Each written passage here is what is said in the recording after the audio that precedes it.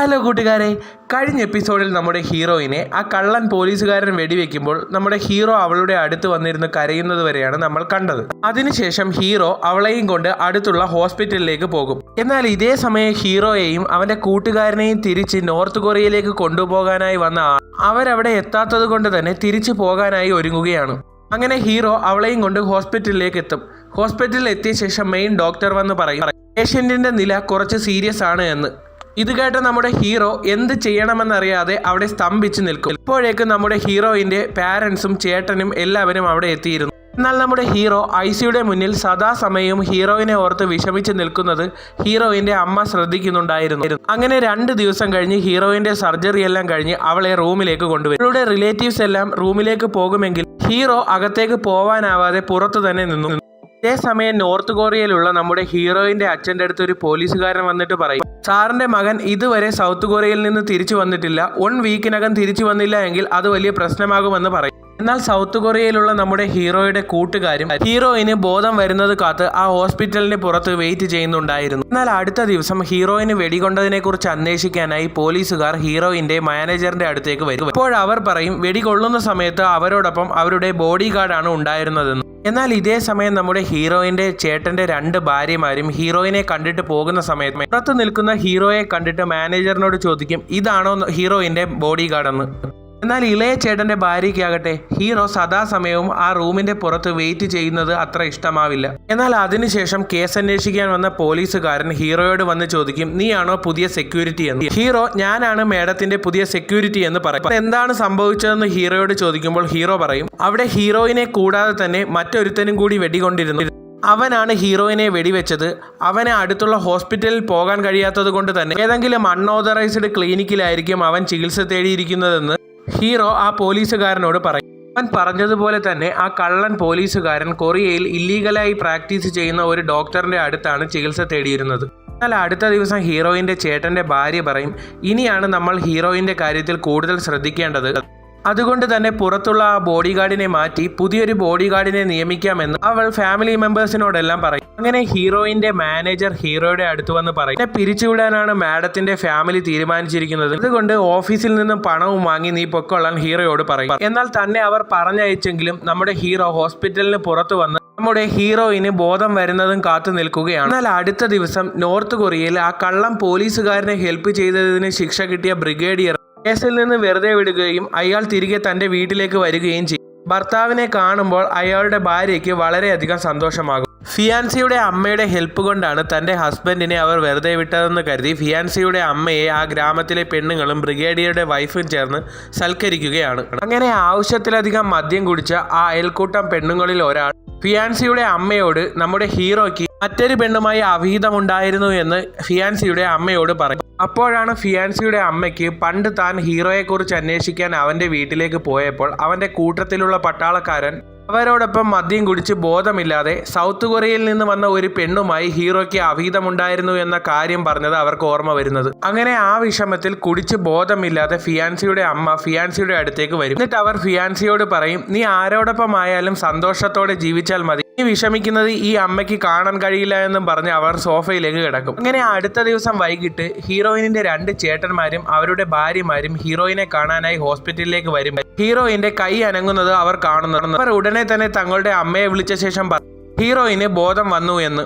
ഇതേ സമയം ഹോസ്പിറ്റലിന് പുറത്തു നിൽക്കുന്ന ഹീറോയിന്റെ ഫോണിലേക്ക് അവൾ വിളിച്ച ശേഷം പറയും, എന്നെ ഒറ്റയ്ക്കാക്കിയിട്ട് എങ്ങോട്ടേക്കാണ് പോയതെന്ന്. ഹീറോയിന്റെ ശബ്ദം കേട്ട ഉടനെ തന്നെ നമ്മുടെ ഹീറോ ഓടി അവളുടെ അടുത്തേക്ക് ചെല്ലും. ഹീറോയിനെ കാണുമ്പോൾ തന്നെ അവന് കരച്ചിൽ വരും. എന്നിട്ട് അവൻ കരഞ്ഞുകൊണ്ട് അവളോട് ചോദിക്കും, എന്ത് മണ്ടത്തരമാണ് കാണിച്ചത്, എന്നെയല്ലേ അവൻ വെടിവെച്ചത്, നീ എന്തിനാണ് അതിന്റെ ഇടയിൽ കയറി വന്നതെന്ന് ചോദിക്കും. എനിക്ക് വേണ്ടി നീയും ഇത് ചെയ്തിട്ടുണ്ടല്ലോ എന്ന് പറയും. എന്നിട്ട് അവർ 2 പേരും പരസ്പരം ഹഗ് ചെയ്യും. അവർ 2 പേരും കിസ് ചെയ്യുന്നതും കണ്ടുകൊണ്ടാണ് അവരുടെ കൂട്ടുകാർ അങ്ങോട്ടേക്ക് വരുന്നത്. ഹീറോയിൻ അവരെ എല്ലാവരെയും അകത്തേക്ക് വിളിക്കും. അവൾക്ക് ബോധം വന്നുവെന്ന് കാണുമ്പോൾ അവർക്ക് എല്ലാവർക്കും വലിയ സന്തോഷമാകും. അപ്പോഴാണ് ഹീറോ അവരോട് ചോദിക്കുന്നത്, എങ്ങനെ മനസ്സിലായി ഇവൾക്ക് ബോധം വന്നു എന്ന്. അപ്പോഴേക്കും ഹീറോയുടെ കൂട്ടുകാരൻ ആ ബെഡിന്റെ അടിയിൽ ഒളിപ്പിച്ച ഡിവൈസ് എടുത്ത് കാണിച്ചിട്ട് പറയും, ഇതിലൂടെ ഈ റൂമിൽ ആര് സംസാരിച്ചാലും ഞങ്ങൾക്ക് കേൾക്കാൻ കഴിയുമെന്ന് പറയും. ഹീറോയിനെ ആരെങ്കിലും അപകടപ്പെടുത്താൻ നോക്കുന്നുണ്ടോ എന്ന് അറിയാൻ വേണ്ടിയാണ് ഇതിവിടെ വെച്ചതെന്ന് പറയും. പക്ഷേ ഇവളുടെ ഇളയ ചേട്ടനും ഭാര്യയുമാണ് ഇതിന് അവരതിനെപ്പറ്റി ഇവിടെ നിന്ന് പറയുന്നത് നമ്മൾ കേട്ടു എന്ന് പറയും. ഇത് കേൾക്കുമ്പോൾ ഹീറോയിന് വളരെയധികം വിഷമമാകും. അപ്പോഴേക്കും ഹീറോയുടെ കൂട്ടുകാരൻ ഒരു റെക്കോർഡർ കൊടുത്തിട്ട് പറയും, ഇത് നിന്റെ അമ്മ നിന്റെ അടുത്ത് വന്നിരുന്ന് സംസാരിച്ചപ്പോഴുള്ള റെക്കോർഡിങ്സ് ആണ്. ഒറ്റയ്ക്കുള്ളപ്പോൾ ഇതൊന്ന് കേട്ടു നോക്കണമെന്നും പറഞ്ഞ് ഒരു ഡിവൈസ് അവളുടെ കയ്യിൽ കൊടുക്കും. എന്നാൽ അന്ന് നോർത്ത് കൊറിയയിൽ വെച്ച് നമ്മുടെ സുന്ദരൻ വില്ലൻ ഹീറോ സൗത്ത് കൊറിയയിലേക്ക് പോയെന്ന് ഫിയാൻസിയോട് പറയുമ്പോൾ അവൾ ദേഷ്യപ്പെട്ട് വീട്ടിലേക്ക് പോകും. എന്നാൽ അവൾ വീട്ടിലെത്തിയ ശേഷം സുന്ദരൻ വില്ലൻ അവളെ വിളിച്ചിട്ട് പറയും, നീ തിരികെ വന്നാൽ മാത്രമേ ഞാൻ ഈ പാലത്തിൽ നിന്ന് പോവുകയുള്ളൂ, അല്ലെങ്കിൽ ഞാൻ ഈ രാത്രി മുഴുവൻ ഈ മഞ്ഞത്ത് തന്നെ നിൽക്കുമെന്ന് പറയും. അങ്ങനെ ഫിയാൻസി തിരികെ ആ പാലത്തിലേക്ക് ചെല്ലുമ്പോൾ നമ്മുടെ സുന്ദരൻ വില്ലൻ അവിടെ നിൽപ്പുണ്ടായിരുന്നു. എന്നിട്ട് അവൻ അവളോട് പറയും, നീ വിഷമിക്കുന്നത് എനിക്ക് സഹിക്കാൻ കഴിയില്ല, എനിക്ക് നിന്നെ അത്രയധികം ഇഷ്ടമാണ്. സുന്ദരൻ വില്ലന് തന്നോട് ജെനുവിൻ സ്നേഹമാണെന്ന് തോന്നിയ ഫിയാൻസി ബ്രിഡ്ജിൽ വെച്ച് അവനെ കിസ് ചെയ്യും. അങ്ങനെ എല്ലാവരും പോയ ശേഷം നമ്മുടെ ഹീറോയിൻ കൂട്ടുകാരൻ കൊടുത്ത ആ ഡിവൈസ് പ്ലേ ചെയ്യുമ്പോൾ അത് തന്റെ അമ്മ തന്റെ അടുത്ത് വന്നിരുന്ന് പറഞ്ഞ കാര്യങ്ങളായി. ഹീറോയിന് ബോധമില്ലാതെ ഇരുന്ന സമയത്ത് ഹീറോയിന്റെ അമ്മ അവളുടെ അടുത്ത് വന്നിരുന്ന് കരഞ്ഞ ശേഷം പറയും, ഈ കുഞ്ഞായിരിക്കുമ്പോൾ നിന്നെ ഞാൻ ആ ബീച്ചിൽ ഉപേക്ഷിച്ച് പോയ ശേഷം എനിക്ക് വീട്ടിലെത്തിയ ശേഷം വിഷമം തോന്നി. ഞാൻ അടുത്ത ദിവസം രാവിലെ തന്നെ അങ്ങോട്ടേക്ക് ഓടി വന്നെങ്കിലും നിന്നെ കണ്ടില്ല. ഞാൻ നിന്നോട് ചെയ്തത് വളരെ വലിയ തെറ്റാണെന്ന് എനിക്കറിയാം.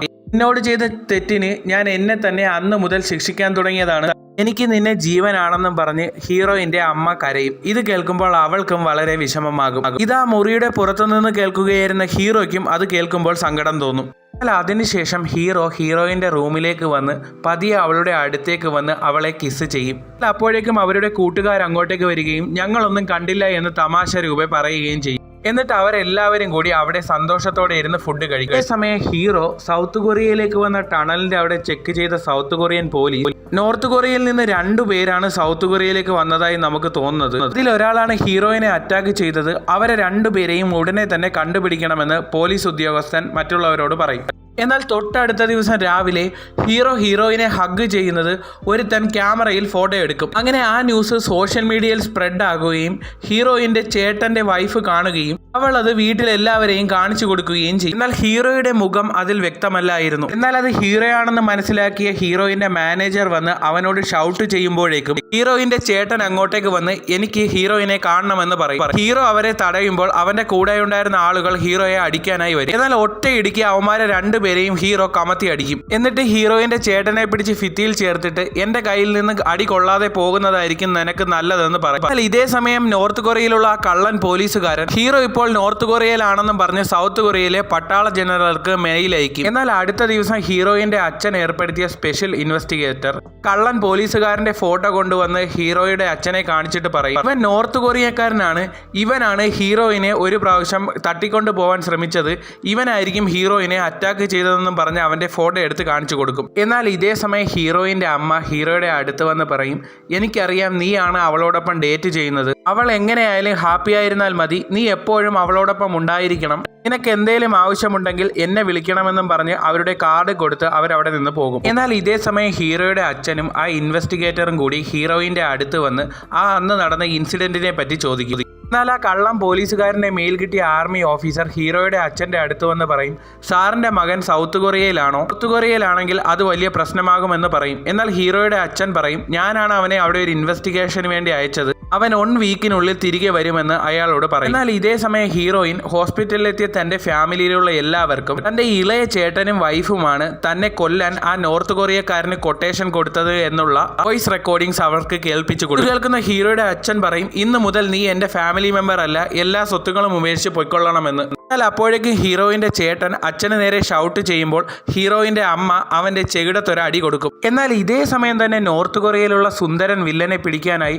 കുറെ ആളുകൾ അവനെ അന്വേഷിച്ച് അങ്ങോട്ടേക്ക് വയ്ക്കും. എന്നാൽ ഇത് കാണുന്ന സുന്ദരൻ വില്ലൻ ഉടനെ തന്നെ ഓടി ആ ബിൽഡിങ്ങിന്റെ മുകളിൽ കയറി ഒളിക്കും. എന്നാൽ അന്ന് വൈകുന്നേരം ആ കള്ളൻ പോലീസുകാരന്റെ കൂട്ടാളികൾ ഹീറോയുടെ കൂട്ടുകാരന്റെ വീട്ടിൽ വന്നിട്ട് അവരോട് പറയും, നിങ്ങളുടെ ഹസ്ബൻഡിന് ഒരു ആക്സിഡന്റ് ഉണ്ടായി, നിങ്ങൾ എത്രയും വേഗം നമ്മളോടൊപ്പം വരണമെന്ന് കള്ളം പറയും. ഇതേ സമയം കള്ളം പോലീസുകാരൻ ഹീറോയിന്റെ ചേട്ടന്റെ വൈഫിനെ വിളിച്ചിട്ട് പറയും, ഹീറോ നോർത്ത് കൊറിയയിൽ നിന്ന് വന്ന പട്ടാളക്കാരനാണെന്ന്. അവൾ ഉടനെ തന്നെ ഹോസ്പിറ്റലിലുള്ള ആ പോലീസുകാരനോട് പറയും, ഹീറോയിനിന്റെ കൂടെ ഇത്രയും കാലം ഉണ്ടായിരുന്നത് നോർത്ത് കൊറിയയിൽ നിന്നുള്ള ഒരു ചാരനായിരുന്നു എന്ന്.